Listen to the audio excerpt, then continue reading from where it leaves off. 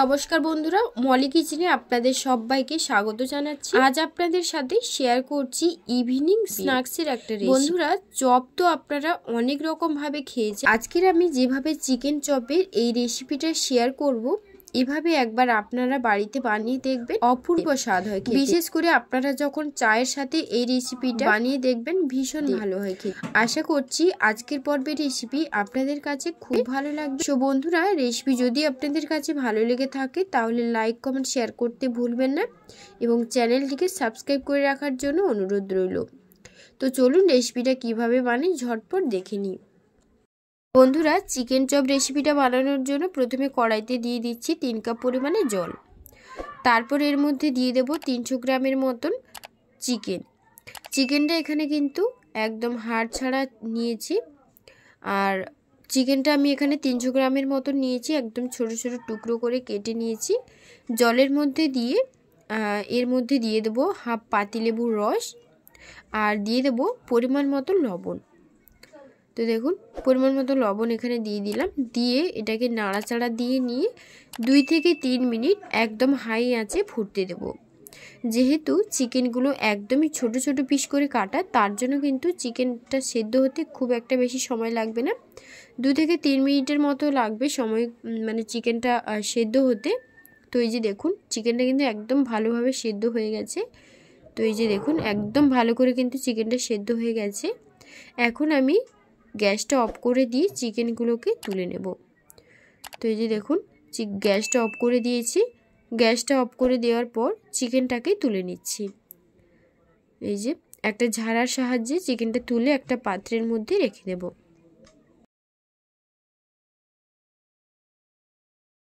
তো এই যে দেখুন বন্ধুরা, আমার সব চিকেনগুলো তুলে নিয়েছি। আর এই যে দেখুন, চিকেনগুলো কিন্তু একদম ভালোভাবে সেদ্ধ হয়ে গেছে। আর লেবু দেওয়ার কারণে চিকেন থেকে যে একটা আঁশটে গন্ধ থাকে, সেটা কিন্তু একদমই নেই। আপনারা লেবুর পরিবর্তে ভিনিগার দিয়েও কিন্তু এই রেসিপিটা বানাতে পারেন, মানে চিকেনটাকে সেদ্ধ করে নিতে পারেন। তো এই যে এখন একটু চিকেনটা ঠান্ডা হয়ে গেলে চিকেনটাকে আমি হাত দিয়ে একদম ছোট ছোট টুকরো করে ছাড়িয়ে নেব। এতে করে যখন আমি পুরটা বানাবো তাতে করে কিন্তু সুবিধা হবে। আপনারা মিক্সারে চাইলেও কিন্তু বেটে নিতে পারেন। তো এই যে দেখুন, আমার সব চিকেনগুলো কিন্তু ছাড়ানো হয়ে গেছে। তো সব চিকেনগুলো ছাড়ানো হয়ে গেলে কড়াই বসিয়ে তার মধ্যে দিয়ে দিচ্ছি সাদা তেল। এই রান্নাটা পুরোটাই কিন্তু আমি সাদা তেলেই করব, তার জন্য 2 চামচের মতন সাদা তেল দিয়ে দিলাম। তারপর তেলটা ভালো করে গরম হয়ে গেলে 1.5 চামচের মতন রসুন কুচি আর 1 চামচের মতন আদা কুচি দিয়ে দিলাম। দেওয়ার পর খুব ভালো করে আদা রসুনটাকে ভালো করে নাড়াচাড়া করে ভেজে নেব, যাতে আদা রসুনের যে কাঁচা গন্ধটা থাকে সেটা যাতে চলে যায়। আর আমি এখানে আদা রসুনটা গ্রেট করে দিয়েছি। আপনারা চাইলে বেটেও দিতে পারেন কিংবা কুচি কুচি করে কেটেও দিতে পারেন। তো বন্ধুরা, আদা রসুনটা খুব ভালো করে ভাজা হয়ে গেছে। এখন আমি দিয়ে দিচ্ছি 2টো মিডিয়াম সাইজের পেঁয়াজ, একদম ডুমো ডুমো করে কেটে রেখেছিলাম। পেঁয়াজটা দিয়ে দিলাম। আর দিয়ে দিচ্ছি 4 থেকে 5টা একদম গোল গোল করে কেটে রাখা লঙ্কা, সেটাও দিয়ে দিলাম।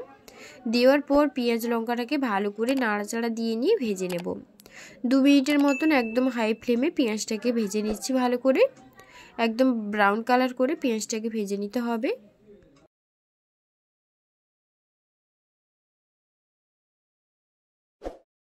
তো বন্ধুরা, পেঁয়াজটা ভালো করে ভাজা হয়ে গেছে। এখন আমি দিয়ে দিচ্ছি টমেটো কুচি। টমেটোটা দেওয়ার পর আবারও সব কিছু খুব ভালো করে নাড়াচাড়া দিয়ে নেব। টমেটোটা খুব ভালো করে ভাজা হয়ে গেছে। এখন আমি দিয়ে দিচ্ছি সেদ্ধ করে রাখা চিকেনটা দিয়ে দিলাম। তো এই যে দেখুন, সেদ্ধ করে রাখা চিকেনটা আমি দিয়ে দিলাম। চিকেনটা দিয়ে দেওয়ার পর আবার সব কিছু খুব ভালো করে মিশিয়ে নেব। তো এই যে দেখুন, সব কিছু খুব ভালো করে মিশিয়ে নিচ্ছি। তো এই যে সব কিছু খুব ভালো করে মিশিয়ে নেওয়ার পর এর মধ্যে আমি দিয়ে দেব। এবার আমি এর মধ্যে দিয়ে দিচ্ছি সেদ্ধ করে রাখা 2টো আলু। আমি এখানে খোসা শুদ্ধ আলুটাকে একদম ম্যাশ করে রেখেছিলাম, সেটা দিয়ে দিলাম। আপনারা চাইলে গ্রেট করেও দিতে পারেন কিংবা খোসা ছাড়িয়েও কিন্তু দিতে পারেন। তো এই যে দেখুন, এবার সব কিছু খুব ভালো করে আবার একটু মিশিয়ে নিচ্ছি মাংসের সাথে। এবার আমি এর মধ্যে দিয়ে দেব হলুদের গুঁড়ো। তো এই যে দেখুন, প্রথমে আমি দিয়ে দিচ্ছি হলুদের গুঁড়ো, পরিমাণ মতনই দিয়ে দিলাম। তারপর এর মধ্যে দিয়ে দেব লঙ্কার গুঁড়ো, ঝাল লঙ্কার গুঁড়ো দিয়ে দিচ্ছি। তো এই যে দেখুন লঙ্কার গুঁড়োটা দিয়ে দিলাম। যে যেমন ঝাল খেতে পছন্দ করেন সেই বুঝে এখানে ঝালটা এখানে অ্যাড করবেন। তারপর এখানে দিয়ে দিচ্ছি জিরের গুঁড়ো। জিরের গুঁড়োটা এখানে 1 চামচের মতন দিয়ে দিলাম। তো জিরের গুঁড়োটা দেওয়া হয়ে গেলে তারপর দিয়ে দেব লবণ। আমি এখানে রক সল্টটা ব্যবহার করেছি, মানে পিঙ্ক সল্টটা ব্যবহার করেছি। আপনারা চাইলে এখানে নর্মাল লবণও অ্যাড করতে পারেন। তো এই যে লবণটা পরিমাণ অনুযায়ী দিয়ে দিলাম। তো এই যে দেখুন লবণটা দেওয়া হয়ে গেছে। তো লবণটা দিয়ে দেওয়া হয়ে গেলে এবারে সব কিছু খুব ভালো করে নাড়াচাড়া দিয়ে নেব। দেওয়ার পর সব কিছু খুব ভালো করে মিশিয়ে নেব। তো এই যে দেখুন, আর এই পুরটা কিন্তু মানে তৈরি করার সময় ফ্লেমটাকে কিন্তু একদমই লো টু মিডিয়ামে রাখতে হবে, তাহলে কিন্তু পুরটা ভালোভাবে তৈরি হবে।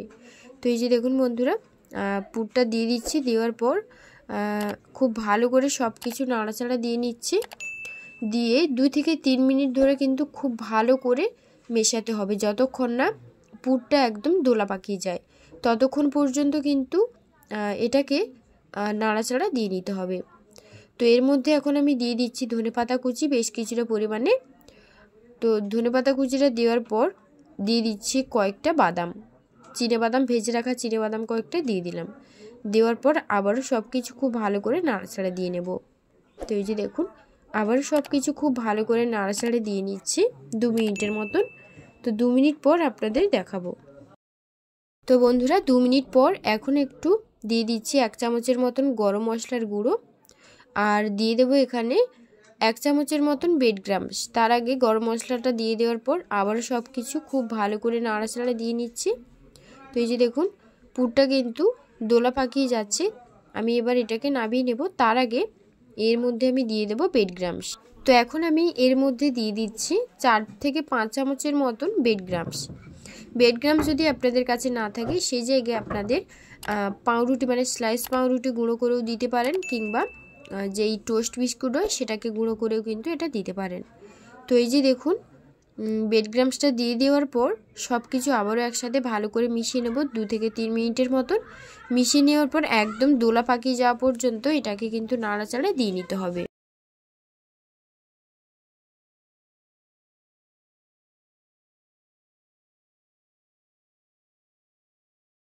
বেড গ্রামস দিয়ে 2 থেকে 3 মিনিট নাড়াচাড়া দিয়ে নেওয়ার পর দিয়ে দিচ্ছি হাফ পাতিলেবুর রস। এতে টকটক ভাবটা আসে আর ফ্লেভারটা কিন্তু ভালো আসে। আপনারা এখানে চাইলে ভিনিগারও দিতে পারেন। তো লেবুর রসটা দেওয়ার পর আবার সব কিছু খুব ভালো করে মিশিয়ে নেব 1 থেকে 1.5 মিনিটের মতন, তাহলে কিন্তু পুরটা একদম রেডি। তো দেখুন 1 থেকে 1.5 মিনিটের মতন পুরটাকে খুব ভালো করে মিশিয়ে নিচ্ছি। বন্ধুরা আমার কিন্তু পুরটা একেবারে রেডি। তো এবার আমি এই পুরটা একটা পাত্রের মধ্যে ঢেলে নেব। তো এই যে দেখুন এই পুরটা আমি একটা পাত্রের মধ্যে নিয়ে নিলাম। এবারে একটা পাত্রের মধ্যে নিয়ে নিচ্ছি দুটো ডিম ফাটিয়ে একটা পাত্রের মধ্যে নিয়ে নিলাম। তো এবার এই ডিমের মধ্যে দিয়ে দিচ্ছি 1 চামচের মতন গোলমরিচের গুঁড়ো, আর দিয়ে দেব পরিমাণ মতো লবণ। তো এই যে দেখুন গোলমরিচের গুঁড়ো দিয়ে দিলাম আর পরিমাণ মতো লবণ এর মধ্যে দিয়ে দিচ্ছি।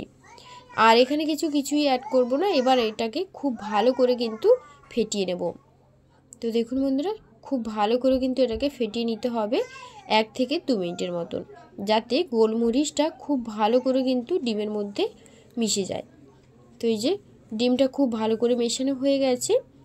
এখন এই ডিমটা একটা পাত্রে ছড়িয়ে রেখে এক জায়গায় সরিয়ে রেখে এবার এখানে নিয়েছি অনেকটা পরিমাণে বেড গ্রামসের মধ্যে দিয়ে দেব পরিমাণ মতো লবণ। এরপর এর মধ্যে দিয়ে দিচ্ছি চিলি ফ্লেক্স, 1 চামচের মতো চিলি ফ্লেক্স দিয়ে দিলাম।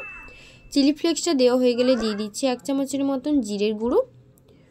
1 চামচের মতন জিরের গুঁড়ো দেওয়া হয়ে গেলে দিয়ে দিচ্ছি ঝাল লঙ্কার গুঁড়ো 1 চামচের মতন, আর পরিমাণ মতন হলুদের গুঁড়ো। এবার সব কিছু খুব ভালো করে মিশিয়ে নিতে হবে। এইভাবে বেড গ্রামসে মশলা মাখিয়ে যদি আপনারা চপটা তৈরি করেন খেতে হবে অসাধারণ। আপনারা এই টিপসটা অবশ্যই একবার ফলো করে দেখতে পারেন। তো দেখুন খুব ভালো করে কিন্তু বেড গ্রামসের মধ্যে মশলাটা মাখিয়ে নিয়েছি। এবার হাতে কিছুটা পরিমাণে তেল মাখিয়ে নিয়েছি। আপনারা চাইলে ঘি দিয়েও কিন্তু হাতটা মাখিয়ে নিতে পারেন। তো তেলটা মাখিয়ে নেওয়ার পর এবারে আমি চপটা তৈরি করে নেব। যে যেমন শেপ তৈরি করবেন ঠিক সেইভাবে আপনারা তৈরি করে নেবেন। আমি এখানে চ্যাপটা শেপ করেই কিন্তু চপগুলো তৈরি করব। তো দেখুন প্রথমে আমি বেশ কিছুটা পরিমাণে চপটা নিলাম, নিয়ে হাত দিয়ে ভালো করে একটু চেপে চেপে তারপর গোল শেপ দিয়ে নেব। 2 হাত দিয়ে ধরে কিন্তু এখানে গোল শেপটা দিয়ে দিচ্ছি। আপনারা যদি লম্বা শেপ করতে চান সেটাও করতে পারেন, কিংবা আমি যে পদ্ধতিটা ফলো করে আপনাদের দেখাচ্ছি সেটাও কিন্তু ফলো করতে পারেন।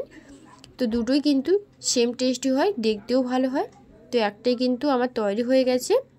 তো এবার এক সাইডে রেখে দিয়ে বাদ বাকি যতগুলো আছে সবগুলো কিন্তু একইভাবে আমি তৈরি করে নেব। আপনারা ভিডিওটা শেষ অবধি দেখতে থাকুন, আশা করব খুব ভালো লাগবে। এখন আমি হাতে কিছুটা পরিমাণে তেল মাখিয়ে নিয়ে তারপর দেখুন হাত মানে চাপটা শেপ করে আমি এখানে চপগুলো রেডি করে নিচ্ছি। একটা তৈরি হয়ে গেছে আর বাদ বাকি সবগুলো একইভাবে তৈরি করে নিয়েছি। তো দেখুন চপগুলো কিন্তু দেখতে বেশ ভালোই লেগেছে। আপনারা যে যেমন মানে শেপ পছন্দ করেন সেইভাবে কিন্তু এখানে চপটা তৈরি করে নেবেন।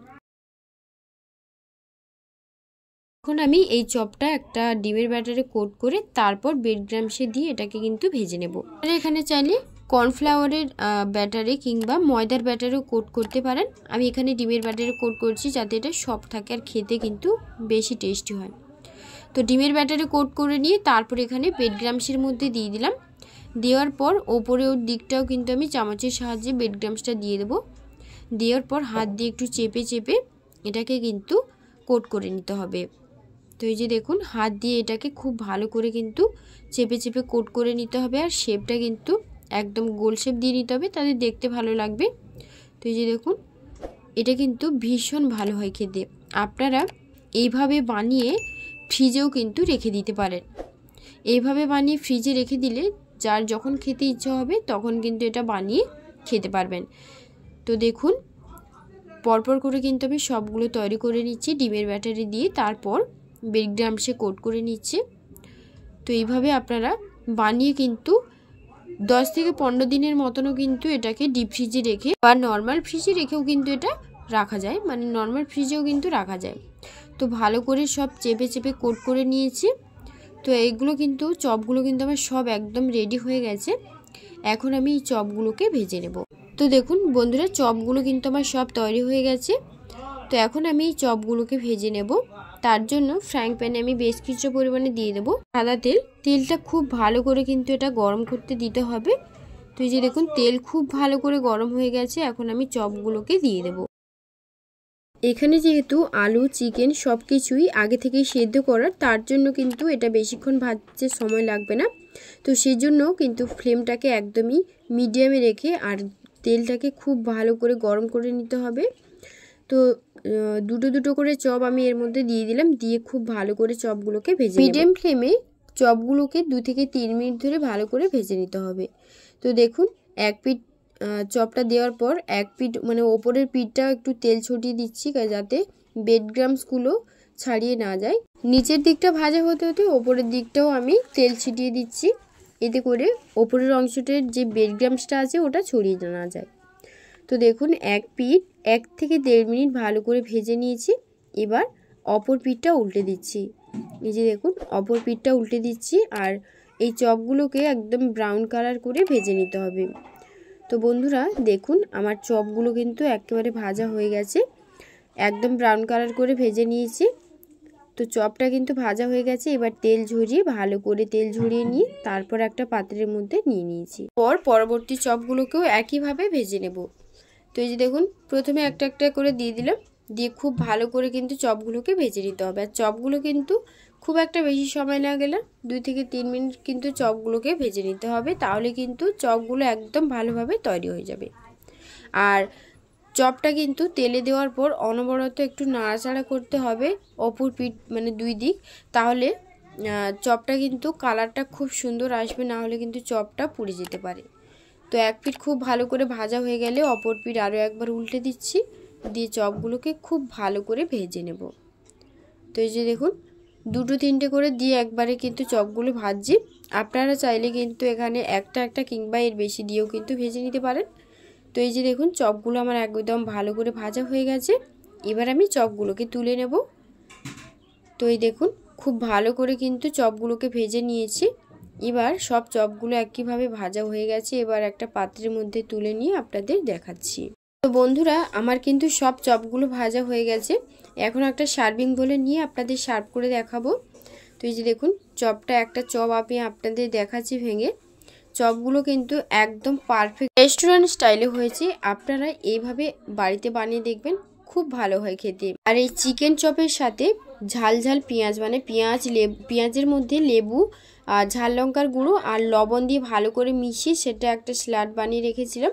সেটা কিন্তু খেতে এই চপের সাথে দারুণ লাগে খেতে। আপনারা অবশ্যই এইভাবে একবার ট্রাই করে দেখবেন বাড়িতে, খুব ভালো হয় খেতে। এই চপের উপর সামান্য বিট লবণ কিংবা চাট মশলা দিয়ে ওপর দিয়ে একটু ছড়িয়ে দেবো, সেটা কিন্তু আরও ভালো লাগবে। তো আমার কাছে চাট মশলা ছিল তাই আমি চাট মশলা অ্যাড করেছি। আপনাদের কাছে যদি বিট নুন থাকে সেটাও দিয়ে কিন্তু করতে পারেন। তো বন্ধুরা আজকের রেসিপি আপনাদের কাছে কেমন লাগলো কমেন্টে জানাবেন, এবং ভিডিও ভালো লাগলে লাইক শেয়ার ও সাবস্ক্রাইব করে পরবর্তী ভিডিও দেখার জন্য অবশ্যই কিন্তু বেল আইকনটি ক্লিক করে রাখলে যখনই কোনো নতুন রেসিপি শেয়ার করব আপনাদের কাছে খুব সহজেই পৌঁছে যাবে। তো সবাই খুব ভালো থাকবেন, সুস্থ থাকবেন, ততক্ষণ আপনারা খুব ভালো থাকবেন। ধন্যবাদ।